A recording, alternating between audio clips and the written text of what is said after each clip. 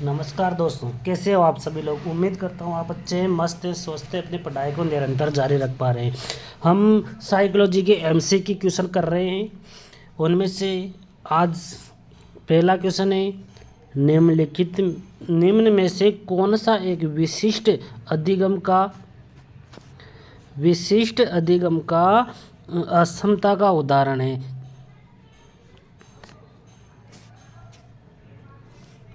ये पूछ रहा है, निम्नलिखित में से कौन सा एक विशिष्ट अधिगम असमता का उदाहरण है। पहला ऑप्शन है मानसिक मंदता, दूसरा ऑप्शन है डिसलेक्सिया, तीसरा है स्वालीनता और चौथा है ADHD। कौन सा ऑप्शन चौथा ऑप्शन है, तो हमारा यहाँ पर सही आंसर हो जाएगा। यहाँ पर पहले का है डिसलेक्सिया, क्या है 2 नंबर हमारा सही आंसर हो जाएगा। इसके बाद में अगला नेक्स्ट क्वेश्चन है,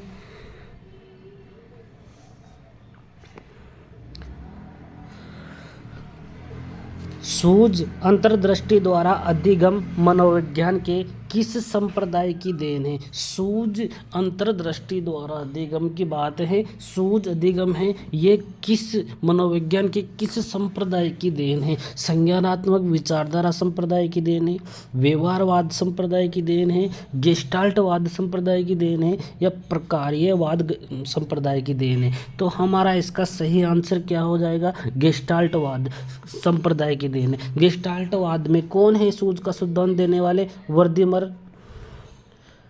वर्दीमर हो गया, कोप्ता हो गया, एक कोहलर हो गया, ये इस सिद्धांत को देने वाले थे। इसके बाद में अगला नेक्स्ट क्वेश्चन, सीखना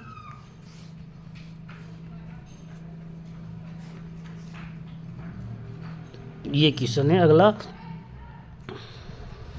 सीखना एक लक्ष्य आधारित क्रिया है, इसकी सफलता में कुछ कारकों का योगदान है। किसका योगदान है देखना, वातावरण का योगदान है, विद्यार्थियों के बलयुक्त प्रेरणा का योगदान है या विद्यार्थियों की मानसिक व्यवस्था का योगदान है या उपरोक्त सभी का योगदान है। तो यहाँ पर हमारा सही आंसर हो जाएगा उपरोक्त सभी आ जाएगा, 4 नंबर इसके सही आंसर है। इसके बाद में अगला क्वेश्चन है,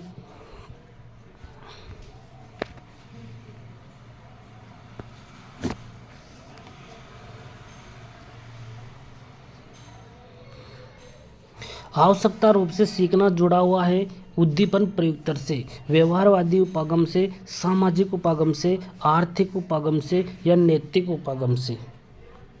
तो इसका सही आंसर हो जाएगा व्यवहारवादी उपागम से, 1 नंबर इसका सही आंसर है। इसके बाद में नेक्स्ट क्वेश्चन है,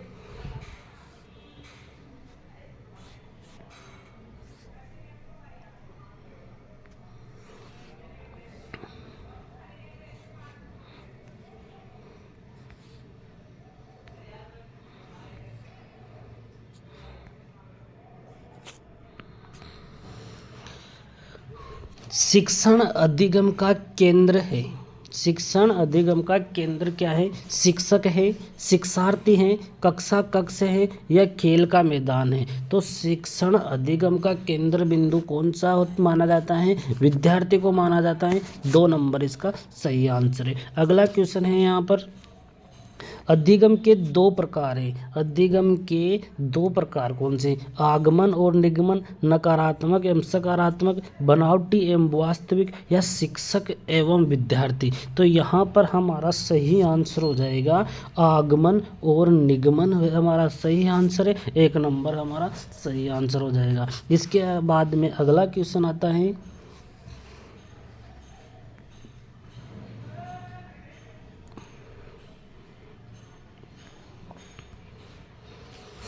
निम्नलिखित में से कौन सा लेविल के अधिगम संबंधी क्षेत्र सिद्धांत की एक मुख्य अवधारणा नहीं है, पूछ रहा है। इसके अंतर्गत विभेदीकरण, जीवन दायरा, वेक्टर्स एवं कर्षण एवं तलरूप ये पूछ रहा है। तो इसका सही आंसर हो जाएगा विभेदीकरण हो जाएगा, 1 नंबर हमारा सही आंसर हो जाएगा। इसके बाद में अगला नेक्स्ट क्वेश्चन आएगा, जो भी क्वेश्चन है वह है क्या है देखते हैं, भावात्मक प्रज्ञा के अंतर्गत क्या है अगला क्वेश्चन, भावात्मक प्रज्ञा के अंतर्गत किसे उसका घटक नहीं माना जाएगा। आत्म प्रबंधन को, आत्म विश्लेषण को, आत्म अभिप्रेषण को या तदनुभूति को किसको नहीं माना जाएगा। सही आंसर हो जाएगा आत्म विश्लेषण। 2 नंबर का हमारा सही आंसर हो जाएगा।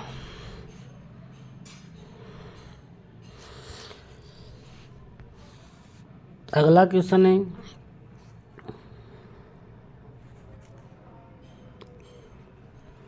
सामाजिक अधिगम कौन सा है। सामाजिक अधिगम आरंभ होता है अलगाव से, भीड़ से, संपर्क से या सर्वे दर्शे सामग्री से। किससे होता है सामाजिक अधिगम। यह होता है साफ संपर्क से। 3 नंबर इसके सही आंसर हैं। इसके बाद में अगला क्वेश्चन है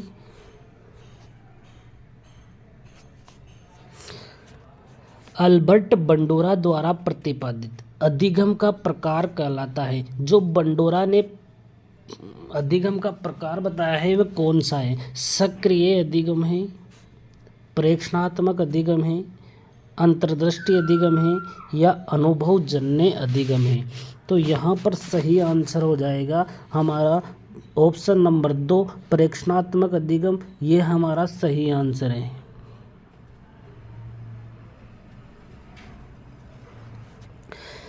इसके बाद में अगला क्वेश्चन आ जाएगा मनोविज्ञान के कौन से समूह ने, क्या पूछ रहा है, मनोविज्ञान के कौन से समूह में महसूस करने योग्य तथा मापने योग्य व्यवहार पर अपना ध्यान केंद्रित किया गया है। तो यह है व्यवहारवादी पर, संरचनावादी पर, प्रकार्यवादी पर या समग्रवादी पर। इसका सही आंसर यहाँ पर क्या हो जाएगा बताइए। कौन सा क्वेश्चन है ये, 12वां क्वेश्चन है जो इसका सही आंसर बताना है। इसका सही आंसर हो जाएगा व्यवहारवादी। 1 नंबर हमारा ये हो गया। इसके बाद में अगला क्वेश्चन आएगा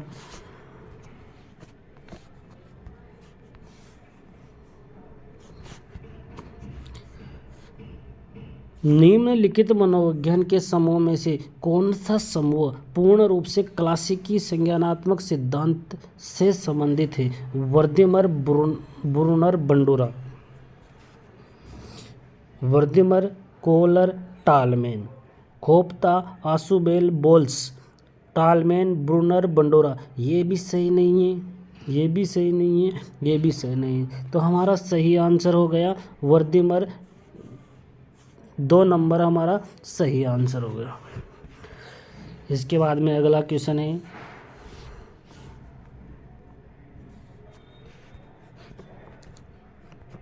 दी कंडीशन ऑफ लर्निंग पुस्तक के लेखक कौन है। आशुबेल हैं, गेगने हैं, थॉर्नडाइक हैं या स्किनर है। तो सही आंसर क्या हो जाएगा गेगने। 2 नंबर का हमारा सही आंसर है। इसके बाद में नेक्स्ट क्वेश्चन है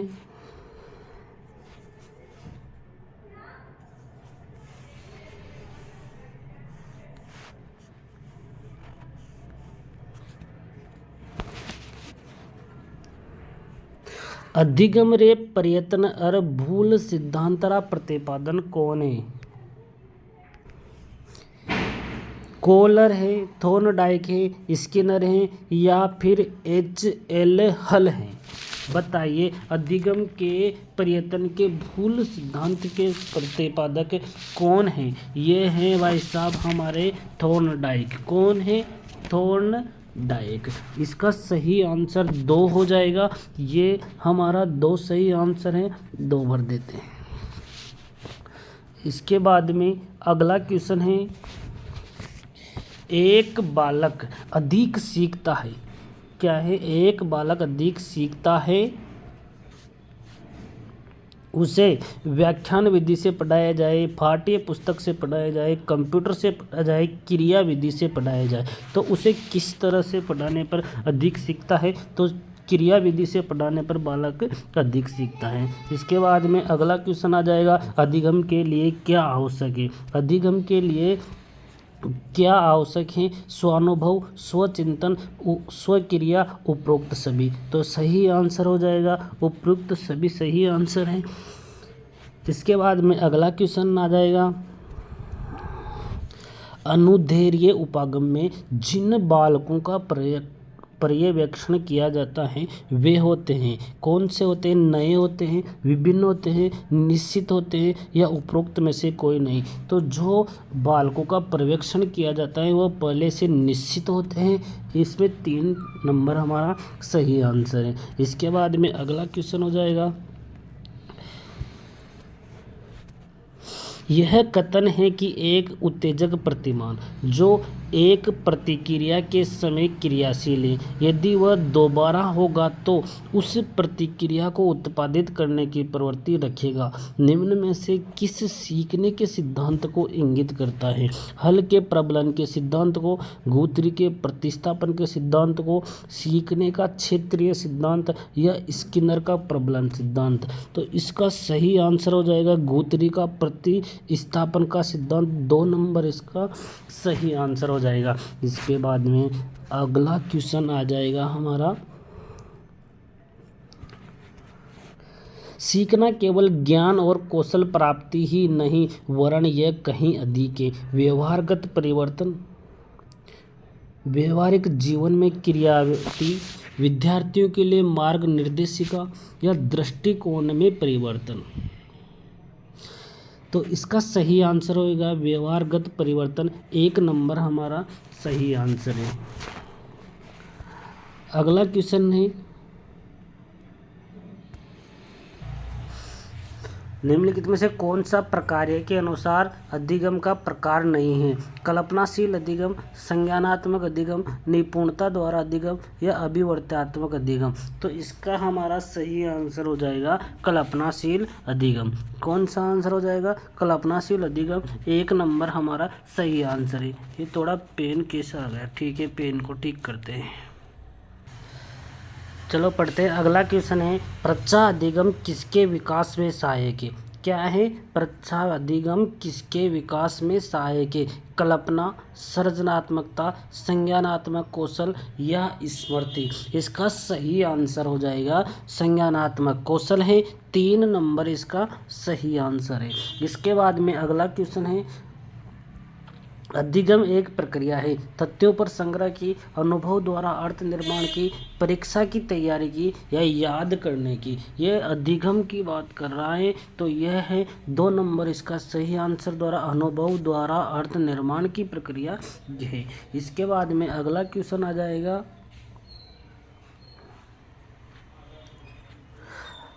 अंतर्दृष्टि अधिगम परिणाम है उद्दीपन अनुक्रिया का, गेस्टाल्टवादी प्रत्यक्षीकरण का, उद्दीपन सामान्यीकरण का या पुनर्बलन का। तो यहाँ पर इसका सही आंसर हो जाएगा गेस्टाल्टवाद प्रत्यक्षीकरण। 2 नंबर इसका सही आंसर है। इसके बाद में अगला क्वेश्चन है, निम्नलिखित में से कौन सा प्रकार्य के अनुसार अधिगम का प्रकार नहीं है? कल्पनाशील अधिगम, संज्ञानात्मक अधिगम, निपुणता द्वारा अधिगम, अभिवर्त्यात्मक अधिगम। इसका सही आंसर हो जाएगा कल्पनाशील अधिगम। 1 नंबर इसका सही आंसर है। इसके बाद में अगला क्वेश्चन है, आदत ज्ञान और अभिवर्तियों का अर्जन कहलाता है। अनुदेशन, शिक्षण, अधिगम और प्रशिक्षण। तो आदत ज्ञान और इनका अधिगम को हम अधिगम कहते हैं। आदत ज्ञान अभिवर्तियों के अर्जन को क्या कहते हैं? अधिगम कहते हैं। इसका सही आंसर हो जाएगा 3 नंबर।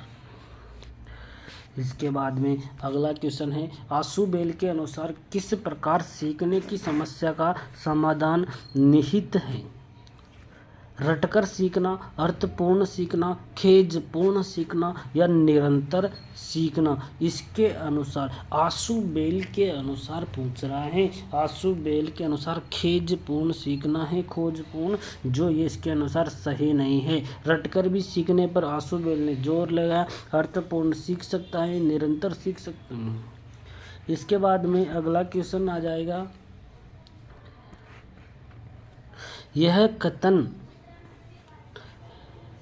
कि एक उत्तेजक प्रतिमान जो एक प्रतिक्रिया के समय क्रियाशील है, यदि वह दोबारा होगा तो उस प्रतिक्रिया को उत्पादित करने की प्रवृत्ति रखेगा। निम्न में से किस सिद्धांत सीखने के सिद्धांत को इंगित करता है? हल का प्रबलन का सिद्धांत है, गुथरी का विस्थापन का सिद्धांत है, क्षेत्रीय सिद्धांत है, सीखने का स्किनर का प्रबलन का सिद्धांत है। तो इसका सही आंसर आ जाएगा गुथरी का प्रतिस्थापन का सिद्धांत। 2 नंबर हमारा सही आंसर हो जाएगा। इसके बाद में अगला क्वेश्चन है भाई साहब,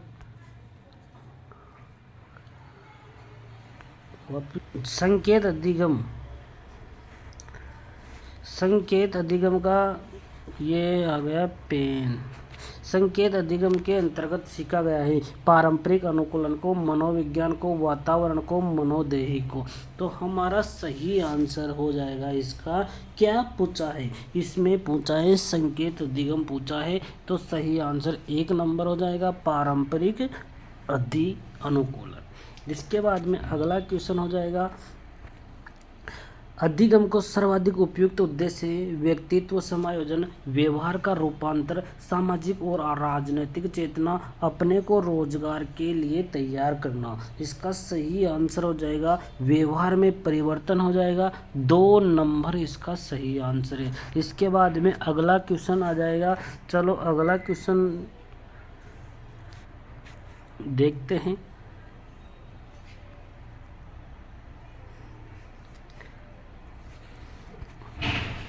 आदतें, ज्ञान और अभिव्यक्तियों को अर्जित करने की प्रक्रिया ही सीखना है। यह कथन किसका है?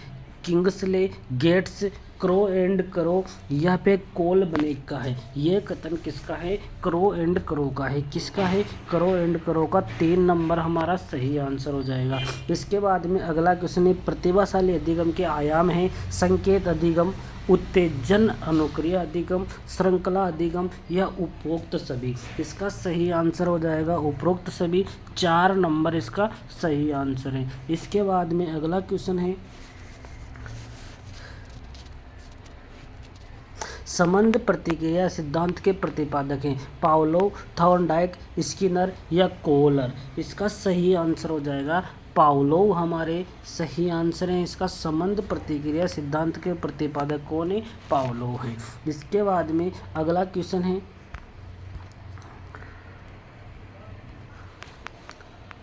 रॉबर्ट एम गेने के अनुसार निम्नलिखित में से कौन सा अधिगम का प्रकार नहीं है? अंतर्दृष्टि अधिगम, संकेत अधिगम, प्रत्यय अधिगम, उद्दीपन अनुक्रिया अधिगम। ये पूछ रहा है अंतर्दृष्टि अधिगम। इसके बाद में नेक्स्ट क्वेश्चन, पुनर्बलन सिद्धांत के प्रतिपादक हैं कोहलर है, टालमैन है, हल है या कोप्ता है। बताइए कौन है इनमें से? इनमें से पुनर्बलन सिद्धांत के पूछ रहा है, तो इसके प्रतिपादक कौन हो गए? हल हो गए। 3 नंबर इसके सही आंसर है। इसके बाद में अगला क्वेश्चन है, थॉर्नडाइक। थॉर्नडाइक का अधिगम नियम है अभ्यास का नियम, तत्परता का नियम, प्रभाव का नियम या उपयुक्त सभी। बताइए थॉर्नडाइक के तीनों ही नियम हैं। प्रभाव तो यहाँ पर हमारा सही आंसर हो जाएगा 4 नंबर हो जाएगा। इसके बाद में अगला क्वेश्चन है, शास्त्रीय अनुबंधन। शास्त्रीय अनुबंध सिद्धांत का प्रतिपादन किसने किया है? आवली, पावलोव ने, स्किनर ने, थॉर्नडाइक ने या मॉरिसन ने। तो इसका सही आंसर हो जाएगा 1 नंबर।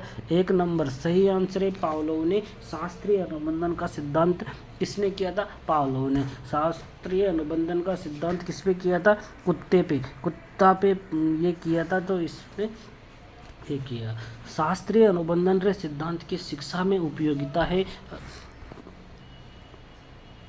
अध्यापन कार्य में, मानसिक रोगों को दूर करने में, खेल कूद में, नाट्य अभिक्रम क्रिया में। तो इसका सही आंसर हो जाएगा मानसिक रोगों को दूर करने में। 2 नंबर इसका सही आंसर है। इसके बाद में चलो नेक्स्ट, सीखने रो अंतर्दृष्टि सिद्धांत बताए हो BF स्किनर ने, अल्बर्ट बंडोरा ने, जेफी गिलफोर्ट ने और एक मैक्स वर्दिमर कोप्ता ने। तो इसका सही आंसर भी यही है, वर्दीमर कोप्ता गेस्टाल्टवाद है, ये गेस्टाल्टवाद है इसका सही आंसर। चेहरे सीखने की अंतर्दृष्टि का सिद्धांत किसने बताया? गेस्टाल्टवादियों ने बताया था। इसके बाद में भाई साहब अगला क्वेश्चन पे आ जाएंगे।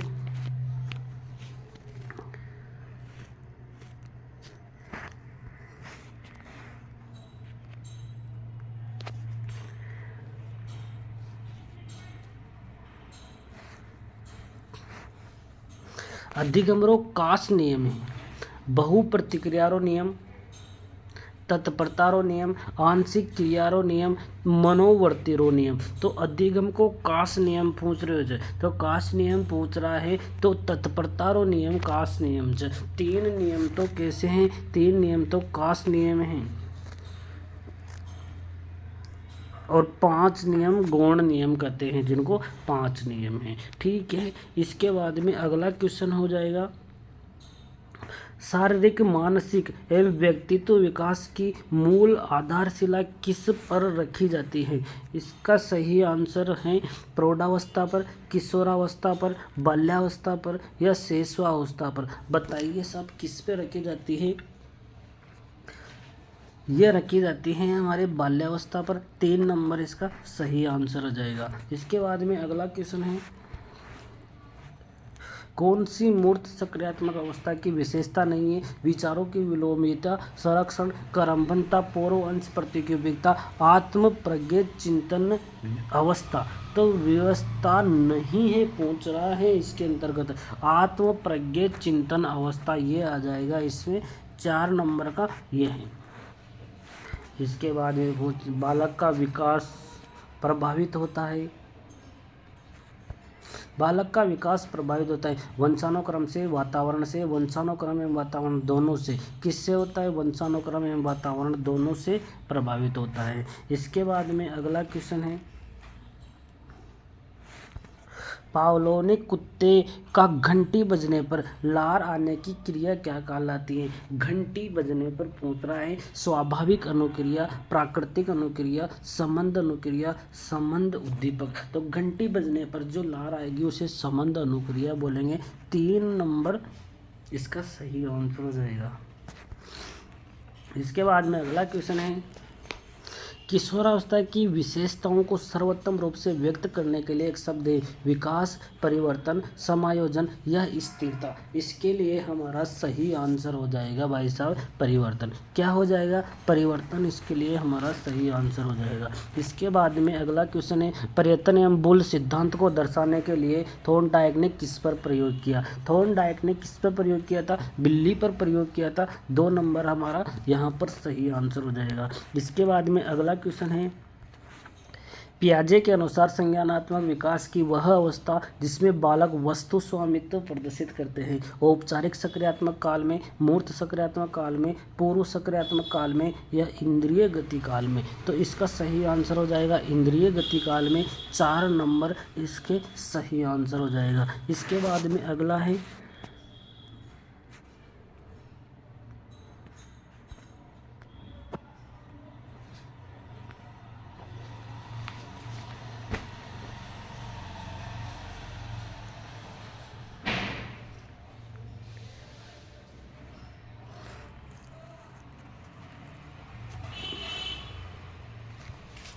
निम्नलिखित में से कौन सा सही है? सही पूछ रहा है। अधिगम का प्रकार कोलर, अनुभवजन्य अधिगम कोल रोजर्स, सामाजिक अधिगम गेगने, अंतर्दृष्टि अधिगम बंडूरा। तो इसमें से हमें सही पूछ रहा है, तो सही पूछ रहा है अंतर्दृष्टि अधिगम किसका है?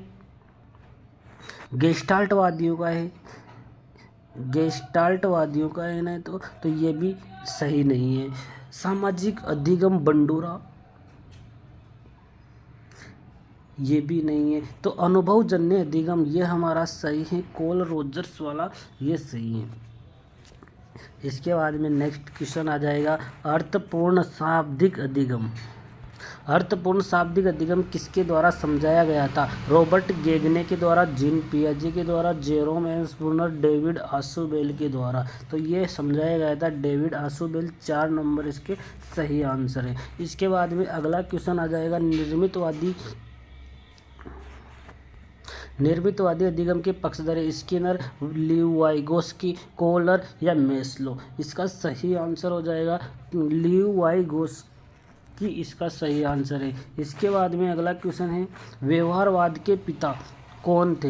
हल है, जेबी वाटसन है, फ्राइड है, इओ पावलोव है। तो व्यवहारवाद के पिता कौन है? जेबी वाटसन है। वाटसन की बात करा, ये व्यवहारवादी थे। इसके बाद में अगला क्वेश्चन आ जाएगा साहब, आशुबेल के अनुसार किस प्रकार के सीखने में समस्या का समाधान निहित होता है? रटकर सीखना, अर्थपूर्ण सीखना, खोजपूर्ण सीखना या निरंतर सीखना। तो इसका क्या आ जाएगा? खोजपूर्ण सीखना। ये 3 नंबर हमारा सही आंसर हो जाएगा इसका। इसके बाद में अगला क्वेश्चन है क्रम में सही तार्किक क्रम कौन सा है? आवश्यकता, स्थिति, अंतःक्रिया, तत्परता। आवश्यकता, तत्परता, स्थिति, अंतःक्रिया। तो यह हमारा सही आंसर हो जाएगा इसका 2 नंबर। इसके बाद में आ गया है निम्नलिखित में से कौन सा आशुबेल द्वारा दिया गया अधिगम का प्रकार नहीं है? विविधीकरण सीखना, अर्थग्रहण सीखना, रटकर सीखना या अन्वेषण सीखना। तो इसका सही आंसर हो जाएगा विविधीकरण सीखना। 1 नंबर इसका सही आंसर है। इसके बाद में अगला है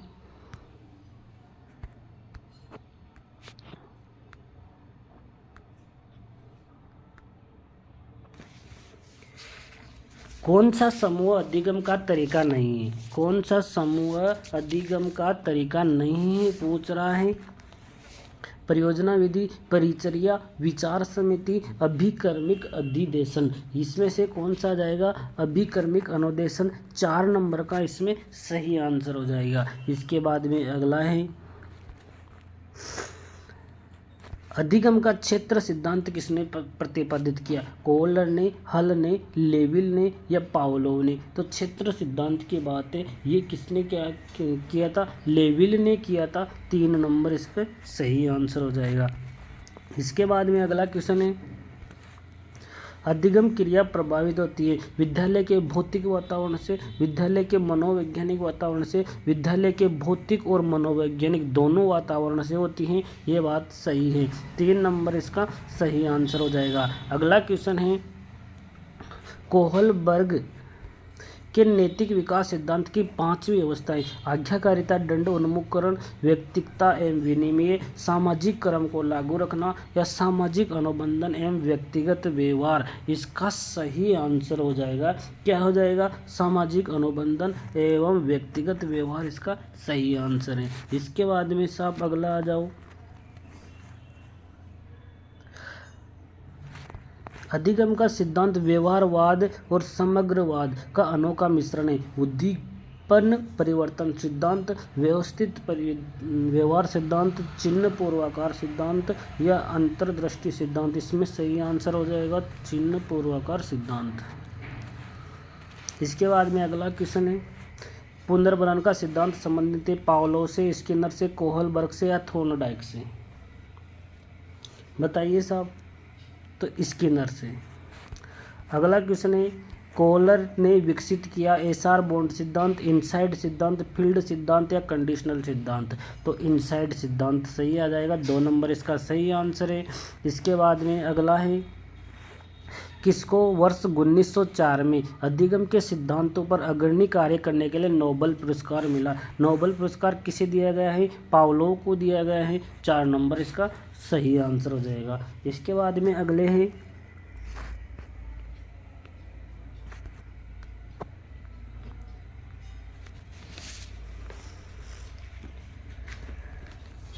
जिन प्रतिक्रियाओं को सीखने के उपरांत संतुष्टि प्राप्त होती है उन्हें सीख लिया जाता है। यह कथन है वह किसे कहते हैं? तत्परता का नियम कहते हैं।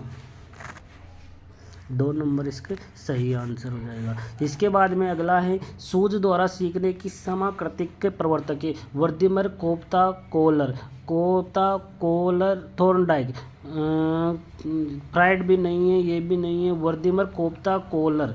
ये सही आंसर है इसका। 1 नंबर। थॉर्नडाइक ने प्रतीकात्मक के मुख्य नियमों की संख्या कितनी है? मुख्य नियम कितने हैं? 3। और गौण नियम कितने थे? गौण नियम कितने थे? 5।